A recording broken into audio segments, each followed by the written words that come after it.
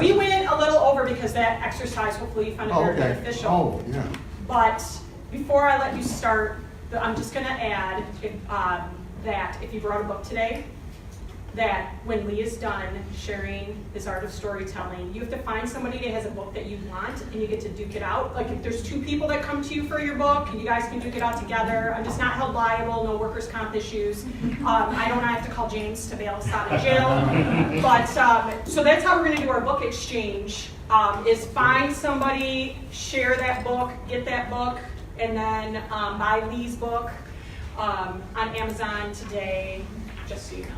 So, anyway. Hello, everyone. Good morning. Good morning. You all are a tough act to follow, but I'll do the best that I can because there's some great stories here, and I was recording in my head as I was going along because at some point in time I plan to use 1 or 2. I'll change the name to protect the innocent, but I was definitely. But that's one of the ways we kind of gather stories. Then they asked me if I would come this morning and just spend some time with my HR colleagues and specifically talk about this area, the art of storytelling, which I really enjoy. There's a lot to it. But let me create a framework first. It's very obvious that a lot of us in HR love doing speaking engagements. And notice I said speaking engagements versus to talk, because there is a difference. And as these opportunities continue to evolve for a lot of us, one of the things that a number of my colleagues over the years have said, well, how do I get into the speaking business? What's the real key to that? And I have a simple framework that I want you all to think about.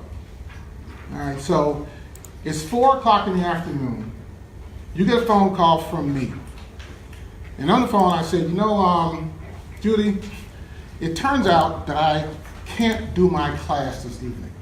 I've got to go do something else, and I want you to come in and do an hour-and-a-half lecture on a topic on a topic for the class. Now, naturally, when you do something this quick and with that much kind of short time, people panic. They curse you out on the phone. They say mean things about your mother. But you just kind of hold the phone and wait for them to get through that. And then once they're kind of done that, say, okay, so I need to be there at 6 o'clock.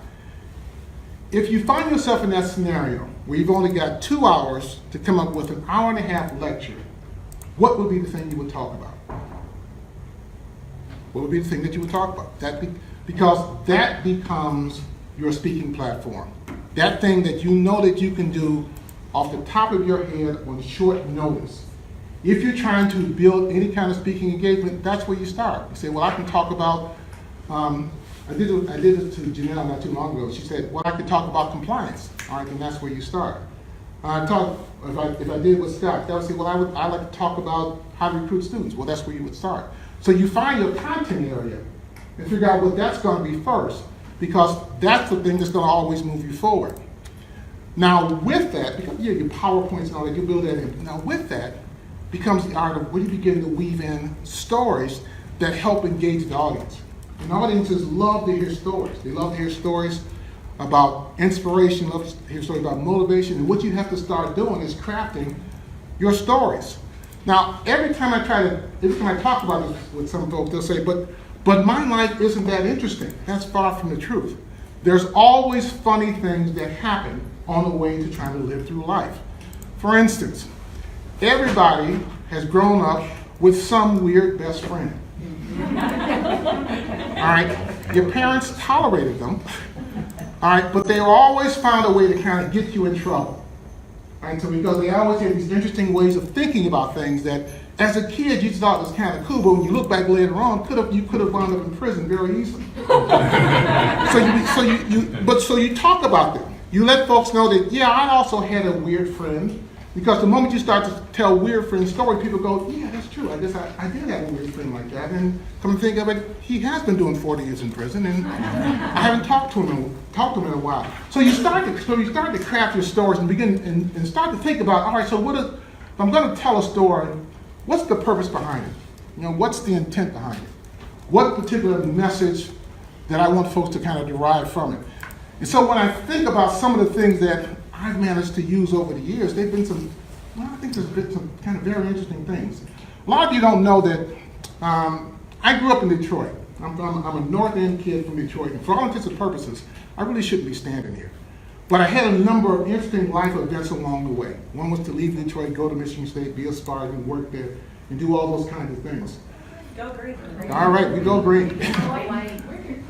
I completed my PhD at Michigan State, and while working there, I found myself, I said, well, what kind of PhD do I want to be? Do I want to be the kind of person who does a lot of research, writes articles, gives a lot of interesting kind of talks to undergrads who always want to know, well, is that going to be on the exam? Did I want to be that kind, or did I want to be something different? And I was really kind of thrown off by that until one day some friends of mine mentioned this movie that was playing, that was real popular back in the 80s. They say, Lee, you need to go see this because this guy, he solves a lot of problems. There's a lot of adventure that comes with it. He's always in and out of trouble. Really sounded like periods of my life. And I said, well, okay, I'll go ahead and do that. And so I went and saw this movie, and I loved the way the movie opened, and I loved the fact that this guy would try and solve problems. He'd go after things, and then he tried to get out of them.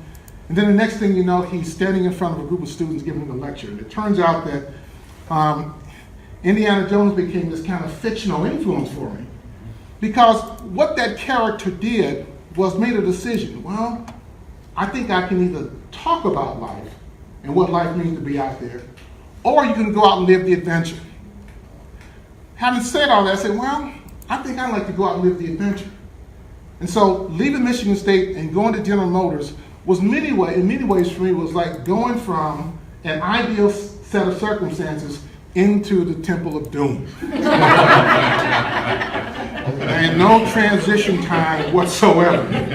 Because anytime you work an afternoon shift at a General Motors plant in Flint, Michigan back in the 80s, you never knew what was going to happen at any point in time. And having a supervisory leadership role at that time really worked out kind of well for me. So I used that as a way of saying that when I reached that crossroads, oftentimes individuals find themselves at similar crossroads, and they like to hear that, wow, so it's not just me. But there's others who find themselves at that point where they want to make a decision about something, but not exactly sure what this decision should be. Now, after I made the decision, I've never looked back. I like going to the Temple of Doom. I like having snakes chase me down the street. I like being able to get in the midst of what's going on in an organization, immerse myself in its crazy insanity, somehow move it through, and at some point in time being able to take that back into the classroom. So when students, both undergrad or grad, say, so what's it really like out there? I can say, well, let me tell you about an experience I had at this particular organization. Or, it seems like people are just kind of crazy in an organization. Well, but that's not your organization. That's everybody's organization. Are these particular problems unique to mine? No, it's not unique to yours. Everybody does these kinds of things. And so when you begin to kind of form that context for individuals, it makes them a little bit more engaged and makes them feel less alone. All right? So when crafting a story, when crafting any number of stories, you need to begin to think about, well, did you ever find yourself at a crossroads? It could have been in a relationship. It could have been with a job. It could have been with a particular point in time about a particular degree program or something. Whatever that particular crossroads was, individuals love to hear about you at that crossroads and you made the decision. And whether the decision worked out or not, it's just nice to know that, wow, so I can be at a crossroads and that's okay. All right, because life kind of unfolds like that. One of the things that I like to do when I'm thinking about what kinds of stories I'm going to do, I like to write them out. There's something about being able to look at it on paper, look at the words, because the words craft a visual image for me. And then I begin to read it out loud. And I read it out loud because I want to make sure it's not too wordy. And when you read it out loud, they always sound wordy. So what you're trying to do is cut down to the words that are going to create the image for you. And then you practice it. And then you practice telling it. You practice telling it. So the image of what you're trying to say is still in your head. You always have a framework, but you have the room for flexibility. Right? The room to be able to change or move some things around if that's what's necessary. Now, audiences love to hear stuff that's real personal and somewhat ironic. And so I love to talk about the fact that, as busy people, oftentimes it's a rare moment when we can just sit at home and not be disturbed by anything. Now, Paul, you're pretty much giving it up. You got $3. I mean, Lysol. All right, your days are pretty much hiding in the garage.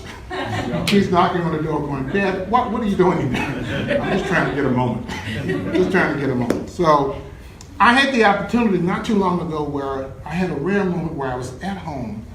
I didn't have anything I needed to do that day. My wife had gone off to work. My son was off at college.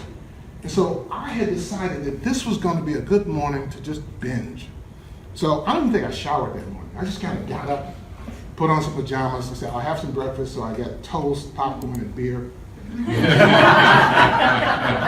I found something on Netflix, and I was just going to sit down and watch television and just let the day unfold. Then I got a phone call, and the phone call was from my wife. And she said, honey, what are you doing? And I said, well, I'm not doing anything. Now, anybody who's a husband in the room knows that rule number one, you never admit to your wife that you're not doing anything. So now all kinds of possibilities open up. But I was caught off guard, which is rule number 2. You can't let her catch you off guard. So I'm already deep in the well. There's no way I can get out this now other than, well, honey, what do you want? She said, well, listen, I need you to run over to Macy's and get me some lipstick. And I said, well, what do you need with lipstick? Violate rule number 3. You never ask a woman why they need lipstick. You just go get it. I said, well, what am I supposed to get? I don't know. So she told me the name of it. It was, I don't know what it was. You know, red is my true lover's color. I don't know. It was something strange. So I wrote it down, and so I drove over to Macy's. Now I've gone through Macy's any number of times, but I never really paid attention to the whole lipstick thing. Right, I just kind of walk in, so I don't know what's there. But now I have to pay attention to it. Now all of a sudden I'm realizing, you all have a lot of flavors. Like there's all kinds of brands and colors and textures. And I'm just sitting here going, how long has this been going on? I'm just a kid, I think I read it, and that's it. But it turns out that you all have interesting names for all that. Well, as I'm wandering around, God bless this wonderful sales associate, she saw me, and she walked over and said, can I help you? I said, this is kind of embarrassing, but I have to get my wife some lipstick. She said, do you have your note?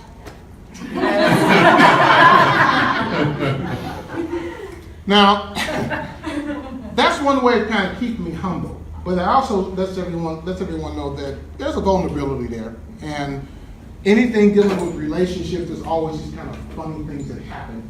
And you just kind of go with them. So individuals, they'd like to know that you're pretty vulnerable, that you've got some comedic stuff going on in your life. Funny things happen on the way to trying to get things done because that makes a lot of sense to them. But I use that story as a way of just letting individuals know that, we in HR, we always got a lot of funny stuff going on. And oftentimes, while we can't say the names, we can change the name to protect the innocent. But anytime I tell an HR-related story like that, half the room is going, yeah, let me tell you about the one that I did. To let us know that once again, we're not alone. And so we weave those stories in between our content as a way of letting folks know that, yeah, there's a vulnerability there. There's a way of connecting. There's a way of bringing information together in such a way that besides the bullet points, the stories are there to help emphasize and reaffirm the fact that, yeah, you're on target here. Because you're able to connect and engage with the audience. They can see the purpose behind it. Now, one of the other things that I always think is kind of fun, and Yolanda kind of spoke to this because she's a good listener, is that, when you're in this profession, I think a lot of this happens to a lot of us. Now, you can just be standing in the middle of the mall, minding your own business, drinking at Starbucks, and someone will walk up and have a conversation with you. And they'll just start talking with you. All right? So they'll bring the person that they have on a leash and they'll just kind of talk with you. They'll just kind of spill their life story while you're sitting there holding your Starbucks, just listening. And then they just kind of go away. And you sit there wondering, I don't know what that was all about. I like to think that I just saved that I just provided some therapeutic value to that person who felt that in that moment they could dump all that on me and feel good about the fact that they've gotten out of the system now since they moved on. Now I don't have to do anything with it. It just makes for a nice conversation when my wife walks by and goes, "Well, who was that?" I don't know. What are you talking about? I don't really know. Well, you seem to be talking. I was just standing there. I don't know what was going on. She just kind of told me about her life, and then she moved on. Oh, okay. Well, we'll kind of go with that. So you get a chance to hear stories all the time. Well, back in the 80s, when I used to go to the Fox Theater, I was always, for movies or other kinds of engagements, I had the opportunity to meet this guy named Grady. And Grady worked security for Fox for any number of years. But it turns out that when we engaged in conversation, Grady actually came up in the film industry. He used to work on studio lots back in the late 30s and early 40s. And so he got a chance to see a lot of movies being made. And so I said, well, that's kind of interesting. Why don't you talk to me about that? And he did, and he shared this one story. He said, making movies is kind of an interesting thing. He said, because sometimes it's a question of ego, scripting, and all that. And he said, I had this one story about this one director who had this idea. He wanted to create the greatest swashbuckling scene that anyone had ever seen. This wonderful interplay of sword fights and all that. And he had a budget for it, so he recruited one of the top swordsmen in Hollywood at that time. Told him his vision. He said, I want this to be the best that anyone has ever seen. So put your best thinking behind it, do your best moves. And he took on the challenge. So he got work with another swordsman, and they crafted this thing over about 2 weeks. And when they were ready, they went and filmed it. The guy set up several cameras, filmed it once. They rested, liked it so much, they said, we'll do another take, and they filmed it again. And by everyone's standard at that time, who was in the studio, they said that was the best interplay of swords they'd ever seen in their lives. That nothing would exceed that. So they felt rested. The guy said, well, I got 2 more months of shooting, so before we get to this, he walked over to the trailer where the guy who had put it together and was just kind of sitting there. He said to him, that was really well done. And he said, yeah, I'm glad you like that. He said, I think that'll be the best. He said, yeah, it will be the best, but I want you to work on another one. I want you to do one that's better than that. Now, of course, he was flabbergasted. He said, well, you just told me to do this one, and that's the best that anyone's ever seen. So how am I going to top that? He said, that will be the best that's ever seen, because when I show it, I'm going to show it at the beginning of the movie. So when people are sitting in the theater at that point in time, it will be the best they've ever seen until they see the one at the end. So he was like a lot of us, we finish a project, it's over, it's wrapped, it's done, we're ready to roll on and rest, and someone says, nah, it's not quite over yet. There's one other thing that you want to do. So what do? We get exasperated first, we say we can't do it, we think about it, and then we say, well, maybe there's another way to do that. And so he did take on the challenge. He took it on again. And so for another 2 weeks, another guy worked it out. They crafted it, put it together, and when they went to film it, because word had gotten out that the first one was so well done, that other people from other studios came to see if they could top that. So it became well regarded as, can you do better than this? And it turned out they did a lot better than that. They made it so much better that everyone walked out of that studio going, there's nothing in the world that's going to top that. Wait till these 2 scenes show up in the movie. Well, an interesting thing happened. The studio decided it wasn't going to use both scenes. It was only going to use one scene. All right, and so they said, because of running time, because of actors and all that, we're only going to use one scene. And so, for that individual, he realized that in spite of his best efforts, that part of the vision that he had was not going to be realized. Well, think about what happens to us when we have an unrealized vision. Think about what happens when we have a goal in which a barrier has been put into place that we can't realize that goal. Think what happens when we have a particular mission that we want to accomplish and that there are resources taken away so it can't be done. Imagine what it means to have that unrealized dream that follows you, that unrealized goal, that unrealized mission that follows you throughout the rest of your life. Because for him, he went on to make a few other movies. He did some musicals, he did some comedies, he did a couple of dramas, and he was pretty well regarded. But for the most part, he died never knowing whether or not that vision had been put to the screen would have been realized. Studio said that they didn't think the audience could handle that much action in one movie. Obviously, they had no idea that on the horizon was this wonderful Christmas movie called Die Hard. In terms of what audiences can absorb. Well, I use that to talk about, sometimes we do have these unrealized dreams, and then we have to realize, well, what do we want to do with them? All right, whose responsibility is to make it happen? So we craft stories with the idea of trying to get folks to see beyond their own limitations. And to let them know that, there's always some pieces there in which we can all relate, and that the story is primarily designed to move the content and make the content a lot more relatable. So you find your stories, you craft your stories, you find your one-liners that you put into your stories. Now I'll tell you this last thing that I had someone who was a comedian once said. He said that when you have a good story, or when you have a good joke, he said you can tell it, you can take it on the road for the next 10 years if it works well. Reason being, audiences who are hearing it for the first time. So once you craft your stories, once you craft your speaking engagements, don't worry about whether or not someone's heard it before.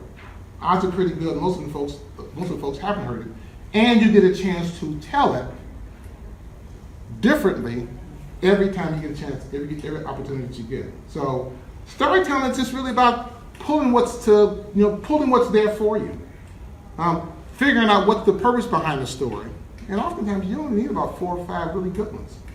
Right? But everyone's interested in knowing who you are as a person, what allows you to stand in front of a group and talk about that content, then the ways in which you can help relate that content to what's going on in their life experience.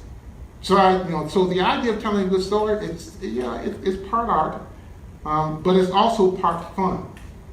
And when you can look into the audience and see individuals going, yeah, that makes perfect sense to me. I'm glad you told that story. It gives them license to take the content that you're sharing with them and push it forward. All right.